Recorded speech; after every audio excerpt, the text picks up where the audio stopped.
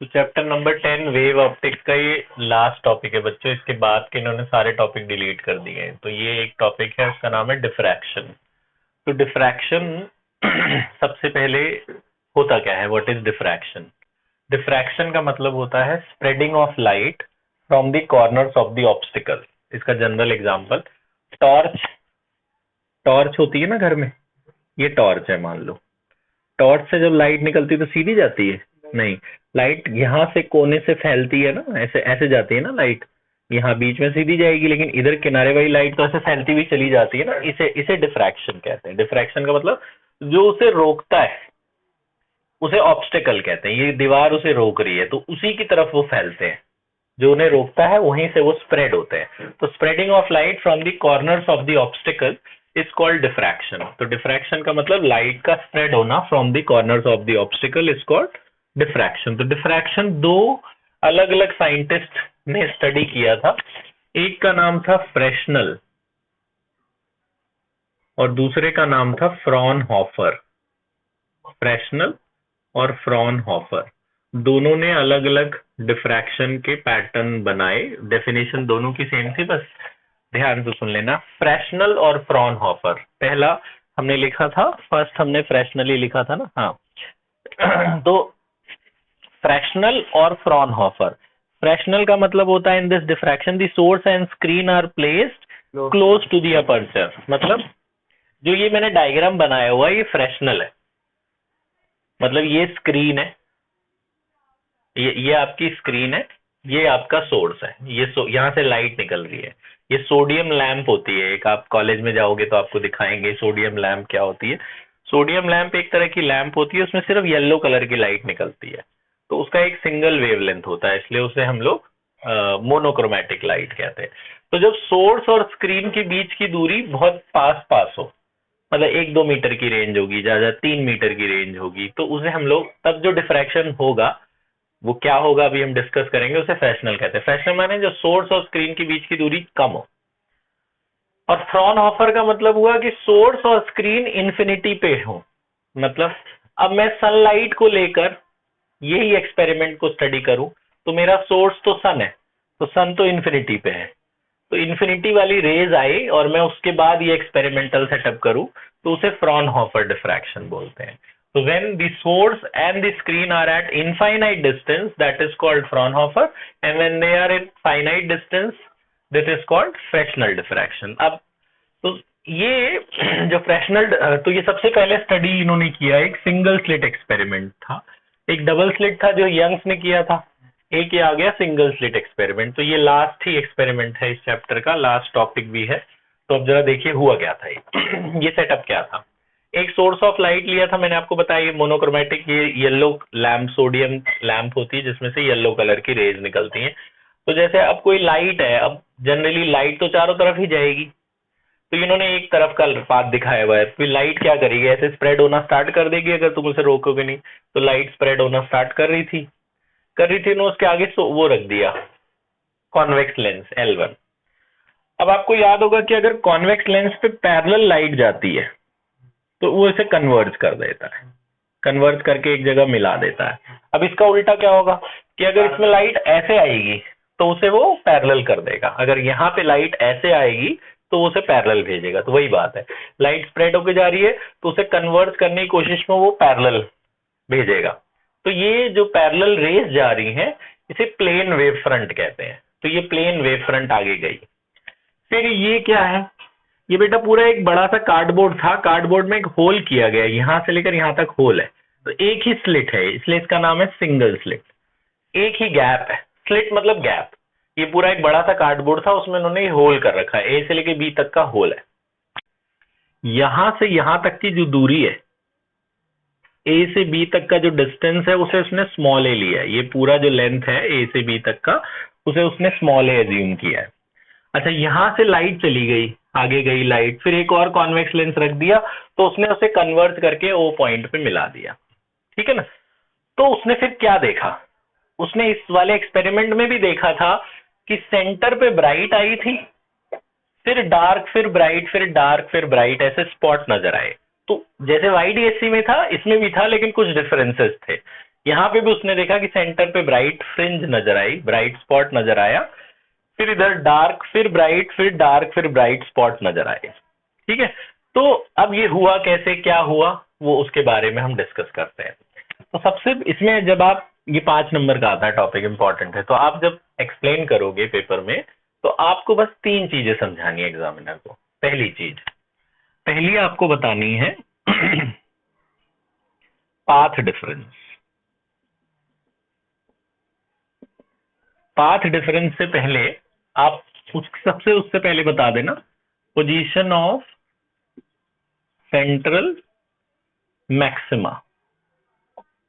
सबसे पहली चीज ये बता लेना, पोजीशन ऑफ सेंट्रल मैक्सिमा।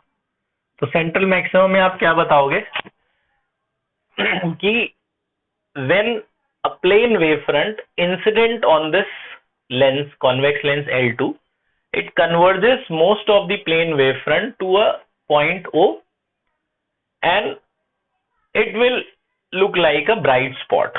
तो सेंटर पे सबसे ज्यादा स्पार्क नजर आया उन्हें, सबसे ज्यादा ब्राइट इमेज नजर आई, तो उसने उसका नाम दिया सेंट्रल ब्राइट। तो उसने उसका सबसे देखा, सबसे ज्यादा स्पॉट जो ब्राइटेस्ट स्पॉट नजर आ रहा है वो ओ पॉइंट पे नजर आ रहा है, तो उसका नाम सेंट्रल मैक्सिमा रख दिया। तो सबसे पहले आप यही बताओगे, आप बताओगे कि ये मान लो ये वाला पॉजिटिव है, ये मान लो क्रेस्ट है, ये ट्रफ है, और फिर ये क्या होगा, क्रेस्ट। अगर इसको हम 2 पार्ट में डिवाइड करें, देखो 2 हाफ में डिवाइड कर रहे हो, है ना, तो ये वाला हाफ और ये वाला हाफ, ये दोनों जब, अब देखो आप बीच वाली तो सीधी चली गई, जब प्लस प्लस के साथ यानी क्रेस्ट क्रेस्ट के साथ कंबाइन करेगा तो क्या देगा, ब्राइट फ्रिंज देगा। आपको याद होगा सेम इंटेंसिटी सेम फेज वाले जब कंबाइन होते हैं तो क्या देते हैं, ब्राइट फ्रिंज देते हैं। तो आप सबसे पहले ये वर्ड में लिख दोगे जो हम आपको पिछली क्लास में लिखवा चुके थे, ये सारा बस मुझे समझाना था, उस दिन पूरा आपने 1 घंटा लिखा ही था। तो प्लस प्लस यानी कि क्रेस्ट क्रेस्ट से कंबाइन होंगे तो क्या मिलेंगे यहाँ पे, ब्राइट फ्रिंज। सबसे पहले सेंटर पे ब्राइट फ्रिंज नजर आई, इतना ही समझाना है आपने पहले पॉइंट में कि भैया यहाँ से लाइट गई और दूसरे लेंस ने उसे मिला के एक पॉइंट, वैसे भी कॉन्वेक्स लेंस सबको एक जगह कन्वर्ट कर देता तो वहां ब्राइट स्पॉट ही नजर आती है, सारी लाइट एक ही जगह आके मिल गई। तो सबसे पहले ये बताना है। दूसरा आपने बताना है calculation of path difference, calculation of path difference. अब आपने ये समझाना है कि भाई मान लो इसमें से कुछ लाइट, अब सारी लाइट सीधी नहीं गई होंगी, कुछ लाइट जो होंगी, अब ये लेंस को मैं थोड़ा सा चेंज कर रहा हूं, आपको भी करना पड़ेगा बाद में अगर पेंसिल से नहीं बनाया तो, थोड़ा सा मैं इसलिए ताकि डायग्राम थोड़ा और अच्छा दिखे। क्या चेंज कर रहा हूँ, थोड़ा लेंस को मैं और हल्का सा बड़ा कर रहा हूँ, आप भी कर लेना बाद। देखो इसमें से कुछ ज्यादातर रेस तो सीधी चली गई थी, जो ये सीधी रेस चली गई है इसे अनडिफ्रैक्टेड रे बोलते हैं। जो सीधी रे गई है उसे क्या बोलते हैं, अनडिफ्रैक्टेड रे। तो ज्यादातर लाइट तो ये most of the rays are undiffracted which is converged by the second lens L2 at point O, so this looks like a bright spot. इसमें से कुछ रे ऐसी हुई होंगी जो हल्की सी डिफ्रैक्ट हो गई होंगी, ये हम ऐसे डॉटेड बना रहे हैं, ये डिफ्रैक्टेड रे है। इसमें से कुछ रे ऐसी हैं जो हल्की डिफ्रैक्ट हो गई है। डिफ्रैक्ट हो गई है का क्या मतलब है, डिफ्रैक्ट का मतलब है जैसे टॉर्च से कुछ लाइट ऐसे स्प्रेड हो जा रही थी ना, तो कुछ ज्यादातर रेस तो सीधी गई है, कुछ ऐसे फैली भी तो होंगी ना, तो यहाँ कॉर्नर से कुछ लाइट ऐसे फैली है यानी डिफ्रैक्ट हुई, नीचे की तरफ भी होंगी, इधर भी होंगी, हम एक तरफ का दिखा रहे हैं बस खाली, है ना, हम सिर्फ पॉजिटिव वाले साइड का दिखा रहे हैं, ऊपर भी होंगी नीचे भी होंगी रेस। तो मान लो ये जो डिफ्रैक्ट हुई है इनका एंगल था थीटा, जो एंगल ऑफ डिफ्रैक्शन है वो कितना है, थीटा। तो ये जो कॉन्वेक्स लेंस है L2, इसने इसको भी कन्वर्ज करके कहीं किसी पॉइंट पे लाके मिलाया होगा, मान लो यहाँ कहीं P पॉइंट पे मिलाया होगा, कन्वर्ज कर दिया होगा इधर। तो ये जो डॉटेड वाली बनाई है बेटा, इसमें बीच वाली लाइन एकदम सीधी जाने देना, ठीक है। तो ये है डिफ्रैक्टेड रे, जो डार्क वाली है ये अनडिफ्रैक्टेड है, और जो डॉटेड वाली है वो क्या है, डिफ्रैक्टेड। डिफ्रैक्टेड वाली को भी कॉन्वेक्स लेंस ने कहीं किसी पॉइंट पे P पॉइंट पे जाके कन्वर्ज कर दिया होगा। तो ये लाइन हटा देता हूं मैं, ताकि बहुत सारे डॉटेड डॉटेड मिक्स ना हो। ठीक है, तो सेकंड वाले लेंस ने डिफ्रैक्टेड वाली रे को भी एक जगह जाके मिला दिया। तो ये पी पॉइंट क्या होगा, मैक्सिमा होगा, मिनिमा होगा, उसी के बारे में हम डिस्कस करने जा रहे हैं। अच्छा, उसके पहले हम ये देख रहे थे पाथ डिफरेंस क्या होता है। जो ए से लाइट गई है पी पे पहुंची है और एक लाइट बी से गई है पी पे पहुंची है, तो किसने ज्यादा रास्ता ट्रैवल किया है, ए वाली ने कि बी वाली ने? बी वाली ने ज्यादा रास्ता ट्रैवल किया है पी तक पहुंचने में। तो ए है ना, तो ए और बी वाली रे में, मतलब ए से पी पहुंचना और बी से पी पहुंचना में किसने ज्यादा, मैंने आपको पहले भी बताई थी ये बात कि मान लो कोई लाइट यहां से जा रही है इधर पहुंच रही है और कोई यहां से जा रही है यहां पहुंच रही है, तो किसने ज्यादा रास्ता ट्रैवल किया, ए ने कि बी ने? ए ने कम किया है, बी ने ज्यादा किया है। तो मुझे पता करना है इसने कितना एक्स्ट्रा किया है। तो वो मैं कैसे पता करूंगा, मैं इसके पॉइंट से एक परपेंडिकुलर खींच दूंगा सीधा, इसी की सीध में ले जाऊंगा। क्यों खींचा मैंने ये, ताकि ये मैं दिखाऊं कि भैया ये दोनों बराबर हो जाए, इतना मुझे पता चल जाएगा इतना इसने एक्स्ट्रा किया है। तो इसे पाथ डिफरेंस बोलते हैं। जितना उसने एक्स्ट्रा किया है उसे क्या बोलते हैं, पाथ डिफरेंस। तो यही पाथ डिफरेंस हमें कैलकुलेट करना है, ये एक्स्ट्रा वाला पाथ डिफरेंस है। तो यही यहाँ पे भी हम करने वाले हैं। हमने यहां से एक बेटा परपेंडिकुलर डालना है, यहां से हमने एक परपेंडिकुलर डाल दिया, तो ये परपेंडिकुलर का नाम दे देते हैं डी। ये जो परपेंडिकुलर हमने डाला है इसका नाम क्या दे दिया, डी। तो ये था ना पाथ डिफरेंस बी से लेकर डी तक। तो बी से लेकर डी तक जो दिख रहा है आपको, इसको हम मान लेते हैं एक्स, यही आपका पाथ डिफरेंस है, ये एक्स। तो ये एक्स कैसे निकालेंगे, आपको ये ट्रायंगल दिख रहा होगा, ये ए बी डी, ध्यान से देखते रहना, थोड़ा बड़ा टॉपिक है।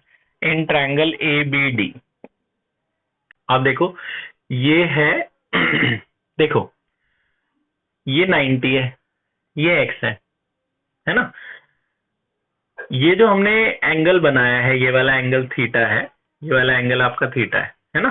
तो ये एंगल छोड़ के ये वाला एंगल भी थीटा होता है। कैसे होता है, ये भी परपेंडिकुलर होते हैं आपस में। तो ये थीटा है तो ये कितना बनेगा 90 माइनस थीटा, और ये भी 90 होता है। तो अगर ये 90 माइनस थीटा है तो इसे थीटा होना चाहिए ना, तभी थीटा थीटा कट के 90 आएगा। तो ये आपको बस समझाने के लिए आपने क्या करना है, एक थीटा रखना है, अगला छोड़ के नेक्स्ट वाले को थीटा कर देना। ठीक है, ये वाला एंगल भी थीटा होता है। ये आपको नहीं बताना, ये आपको बस मैं बता रहा हूँ कि आपको ये, जैसे हमने आपको याद होगा इस चैप्टर में हाइजेन प्रिंसिपल किया था, तो हाइजेन प्रिंसिपल के टाइम पे भी मैंने ये बात बताई थी। अच्छा, तो बेटा ये एंगल थीटा होगा। अब आप ये देखिए कि जिस लाइन में 90 और थीटा होता है उसे बेस कहते हैं। तो ये बेस है, ये परपेंडिकुलर है और ये हाइपोटेन्यूज। बेस, परपेंडिकुलर और हाइपोटेन्यूज। आपको पता है परपेंडिकुलर अपॉन हाइपोटेन्यूज क्या होता है, साइन थीटा। ये परपेंडिकुलर है, ये हाइपोटेन्यूज है। परपेंडिकुलर कौन है, एक्स, परपेंडिकुलर है एक्स।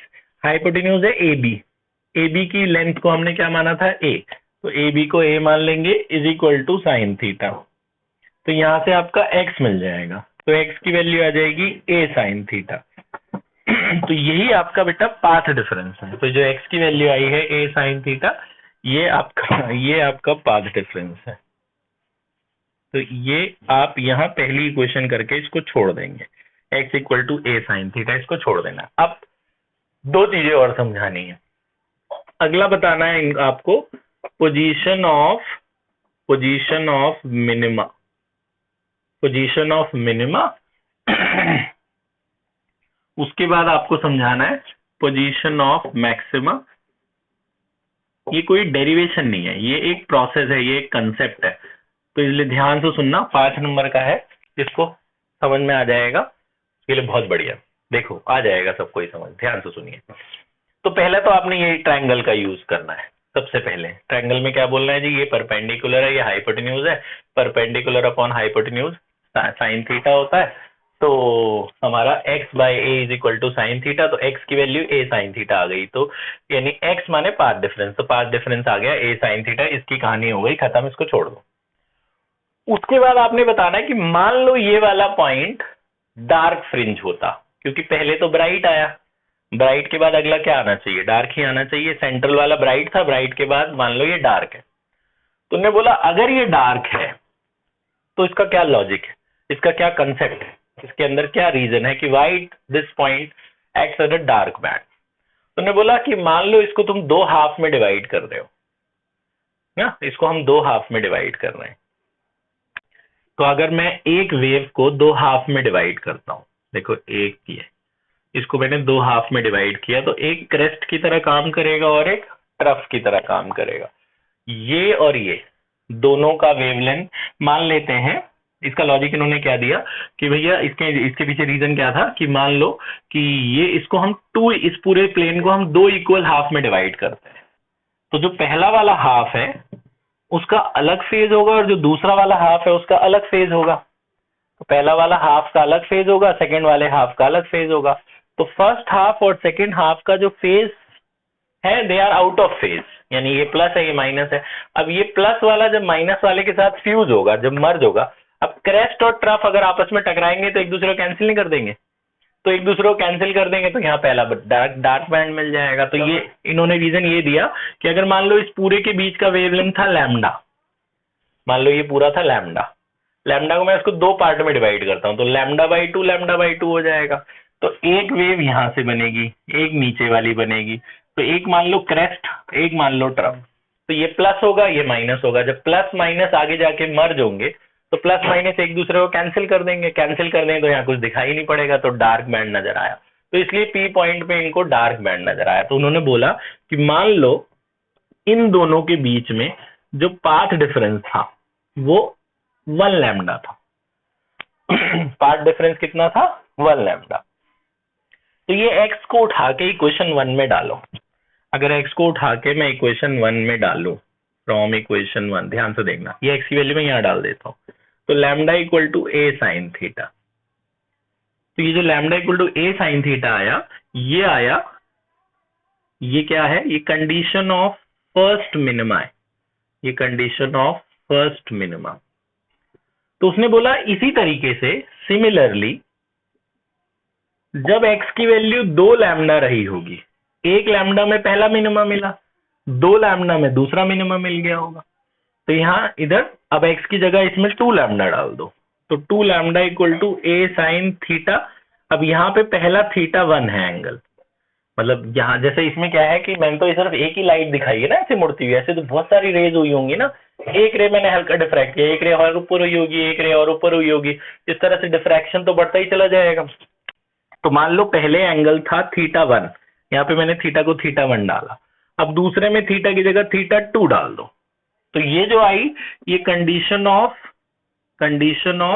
सेकंड मिनिमा है। पहले मिनिमा की कंडीशन हुई, यहाँ पे आपने 1 लैम्डा डाला, तो 1 lambda equal to a sin theta 1, तो ये फर्स्ट मिनिमा है। अगर इसी में वेवलेंथ को 2 लैम्डा डाल दोगे और एंगल को थीटा 1 की जगह थीटा 2 कर दोगे तो ये सेकंड मिनिमा की कंडीशन होगी।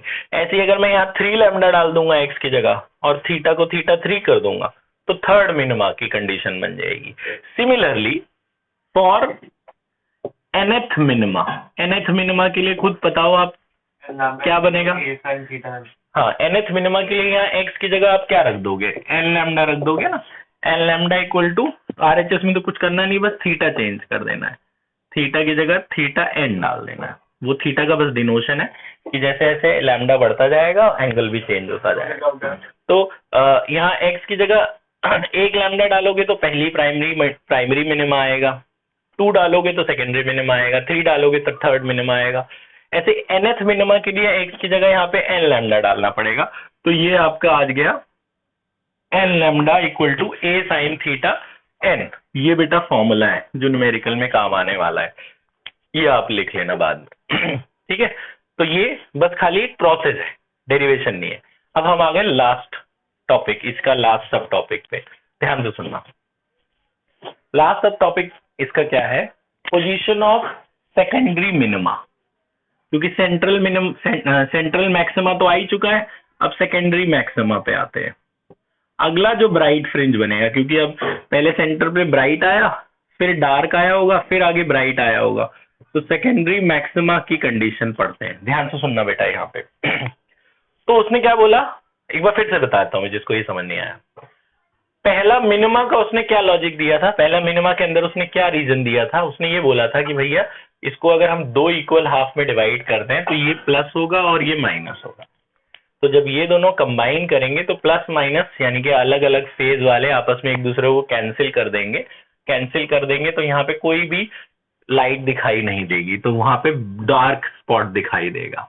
ठीक है, तो पहला एक लैम्डा पे एक्स की जगह अगर हम एक लैम्डा डालें तो उन्हें पहला मिनिमा मिला, 2 लैम्डा डालेंगे तो दूसरा मिनिमा, 3 लैम्डा डालेंगे तो तीसरा, ऐसे एन लैम्डा डालोगे तो nth मिनिमा की एक उसने फॉर्मूला डिराइव किया। अच्छा, अब मैक्सिमा के लिए क्या उसने कंसेप्ट दिया, मैक्सिमा के लिए उसने ये कंसेप्ट दिया, ध्यान से सुनना। उसने ये बोला कि पहला जो मैक्सिमा आया वो 3 लैम्डा बाई 2 पे दिखा उसे, सेंट्रल मैक्सिमा के बाद जो उसे अगला मैक्सिमा दिखा वो 3 लैम्डा बाई 2 पे दिखा। ये कैसे, ध्यान से सुनना, बड़ी अच्छी कंसेप्ट है। उन्हें बोला, मैं ये स्क्रीन यहां दोबारा बना रहा हूं, उन्हें बोला मान लो इसको तुम 3 इक्वल पार्ट में डिवाइड करते हो, इसको मैं ये पूरी थी मैं इसको 3 इक्वल पार्ट, देखो 1 पार्ट 2 पार्ट 3 पार्ट, 3 पार्ट में डिवाइड करते, ये भी गैप, इसका गैप भी लैम्डा बाई 2 है, ये भी लैम्डा बाई 2 है, ये भी लैम्डा बाई 2 है, तभी वो total lambda by 2 lambda by 2 lambda by 2 total कितना हो गया 3 लैम्डा बाई 2। तुमने बोला कि ये प्लस रहा होगा, फिर अगला माइनस, फिर अगला क्या होगा प्लस, ऑल्टरनेटिव होते हैं ना, क्रेस्ट ट्रफ, क्रेस्ट इस तरह से वेव चलती है, तो प्लस का मतलब क्रेस्ट और माइनस का मतलब ट्रफ। अब ये गए होंगे और जाके लेंस ने उसे मिलाया होगा, यहाँ कहीं पी पॉइंट पे उसने मिलाया होगा, तो आप जरा देखो, जब बीच वाला तो सीधा ही चला जाता है, मिलता कौन है, फर्स्ट और लास्ट। अब फर्स्ट क्या है प्लस और लास्ट क्या है प्लस, तो जब सेम इंटेंसिटी वाले कंबाइन होंगे, प्लस प्लस के साथ कंबाइन होगा तो क्या मिलेगा, ब्राइट स्पॉट मिलेगा। जब प्लस प्लस के साथ कंबाइन होगा तो क्या मिलेगा, ब्राइट स्पॉट मिलेगा। तो पहला जो मैक्सिमा मिला उसे, उसने बोला अगर उसमें पार्ट डिफरेंस 3 लैम्डा बाई 2 का होगा तो पहला मैक्सिमा मिलेगा। तो अब इसी को इक्वेशन 1 में फिर से डाल दो, तो इक्वेशन 1 में अगर हम पहला x की वैल्यू डालते हैं 3 लैम्डा बाई 2, एक्स की जगह डाला, और बाकी ये तो ऐसे ही रहने दो, ए साइन थीटा डैश ले लो इसको, थीटा 1 डैश, क्योंकि उसका थीटा अलग रहा होगा इसलिए डिनोशन के लिए। तो ये क्या है, ये कंडीशन ऑफ, ये उसके आगे लिख लेना आप, condition of first secondary maxima, ये पहले सेकेंडरी मैक्सिमा की कंडीशन है। ऐसे ही उसने बोला 3 के बाद ये ऑड नंबर पे ही देखा उसने देखा 3 लैम्डा बाई 2 था तो पहला मिनिमा, पहला मैक्सिमा मिला, और अगर 5 लैम्डा बाई 2 होगा तो दूसरा मैक्सिमा मिलेगा। इसी तरीके से सिमिलरली, तो यहाँ पे अगर हम 5 लैम्डा बाई 2 डाल दें, 5 lambda by 2 equal to A sine theta dash 2, तो यहाँ पे आप लिख देना कंडीशन ऑफ सेकेंडरी मैक्सिमा, ठीक है ना, सेकेंडरी मैक्सिमा ये लिख देना। तो सिमिलरली लास्ट स्टेप पे हम आ गए, similarly for nth maxima, nth secondary maxima, तो यहाँ पे आप देखो पहला नंबर है 3, देखो लैम्डा बाई 2 तो दोनों में ही है, आप ये ध्यान से सुनना, पहला नंबर है 3 लैम्डा बाई 2, अगला नंबर कौन सा है 5, अगला क्या होगा 7, nth प्लेस पे कौन सा नंबर आएगा, ये ऑड नंबर आ रहे हैं ना सारे, ये देखो एपी बन रहा है, जिसको समझ नहीं आया एनएच पे कौन सा आएगा वो एपी रफ में लगाएगा और उससे निकाल लेगा एनएच टर्म। कैसे निकलता है, ए की जगह 3 डाल दो, एन हमें पता नहीं है, डिफरेंस कितने का है 2 का, तो ये आएगा बच्चों 2n माइनस 2, तो यह जाएगा 2n प्लस 1। तो एनएच पे जो x की वैल्यू आएगी बेटा वो 2n प्लस 1 आएगी, और लैम्डा बाई 2 तो सब में ही है तो लैम्डा बाई 2 इसमें भी लगा देना। तो एनएच के लिए जो x की वैल्यू आई वो कितनी आई, ये 2n प्लस 1 लैम्डा बाई 2, ये बस खाली तुम्हारे लिए, पेपर में इसको नहीं दिखाना। तो इसकी जो कंडीशन बनी, तो इसको भी उठा के अगर इक्वेशन 1 में डालो, यहाँ पे x की वैल्यू डालते हैं हम 2n plus 1 lambda by 2, 2n plus 1 lambda by 2 और a sine theta dash n, तो ये जो कंडीशन आई ये I condition of nth secondary maxima, nth secondary maxima. तो यहीं पे ये खत्म कर देना आपने, बस इतना ही समझाना। एक बार हम जल्दी से शॉर्ट में आपको बता दें, मीटिंग एंड होने वाली है, आपको 4 बातें समझानी है एग्जामिनर को। एक, पोजीशन ऑफ सेंट्रल मैक्सिमा, आप बोलोगे इसमें 2 तरीके की रेज होंगी, एक जो सीधी जा रही है ये अनडिफ्रैक्टेड है, और एक जो मुड़ रही है ये डिफ्रैक्टेड है। जो सीधी सीधी जाएगी उसको कॉन्वेक्स लेंस L2 मिला देगा O पॉइंट पे, तो ये सबसे ब्राइट नजर आएगी, ये सेंट्रल मैक्सिमा है। उसके बाद इसमें से कुछ रेज फैलेंगी, स्प्रेड होंगी, उसे डिफ्रैक्टेड रे कहते हैं। मान लो थीटा एंगल पे डिफ्रैक्ट हुई, उसको भी लेंस मिलाएगा P पॉइंट पे, और इसमें से ये तो एक ही रे दिखाई है मैंने, ऐसे और भी रेज होंगी जो यहाँ से मिलेंगी, उनको भी मिलाएगा हर जगह। तो वहां P पॉइंट पे पहले मिनिमा नजर आएगा जब पार्ट डिफरेंस 1 लैम्डा होगा। तो 1, 2, 3 वालों पे, 1 लैम्डा, 2 लैम्डा, 3 लैम्डा वालों पे उसे मिनिमा नजर आएगा। और अगर इन दोनों में path difference 3 lambda by 2, 5 lambda by 2, 7 lambda by 2, 11 lambda by 2 हुआ, तो उसे वहां पे मैक्सिमा नजर आएगा, यानी कि ब्राइट स्पॉट नजर आएगा। तो आपको ये 4 बातें समझानी है, सेंट्रल मैक्सिमा, पार्ट डिफरेंस की कैलकुलेशन, फिर पोजीशन ऑफ मिनिमा, ये फॉर्मूला कैसे आया, n lambda equal to A sine theta, और फिर पोजीशन ऑफ मैक्सिमा का ये formula 2n+1 lambda by 2 equal to A sine theta dash. ठीक है बेटा, ओके, यहाँ तक कर लो आप। समझिए ना।